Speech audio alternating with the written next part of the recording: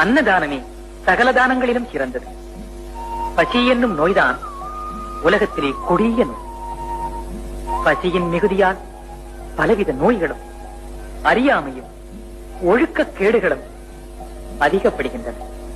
பசியினால் உழல்பவனது பண்பு பாழாகிவிடும், தன்னம்பிக்கை தகர்ந்துவிடும், ஊக்கமும் முயற்சியும் உருக்குலைந்துவிடும், அறிவு கலங்கிவிடும், ஞானம் மறைந்துவிடும், கடைசியில் அவன் ஆத்மாவே கடைத்தேற வழியில்லாமல் போய்விடும்.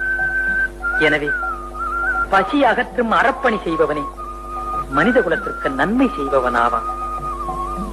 உணவு கொடுத்தோர் உயிர் கொடுத்தோர் என்பது பழங்காலம் முதல் நின்று நிலவும் சித்தாந்தம். பசியினால் வரும் துன்பத்தை நிவர்த்தி செய்விப்பதே ஜீவகாலம். அதுவும் பெரும் புண்ணியம். அதை மனிதனுக்கு பண்றேன்னு நினைக்காதீங்க, இறைவனுக்கு பண்றேன்னு நினைங்க. இறைவனுக்கு பண்ணும் போது அந்த வேற்றுமை வராது. நம்மளுடைய குறிக்கோளே யார் வந்தாலும் அன்னதானம் பண்ண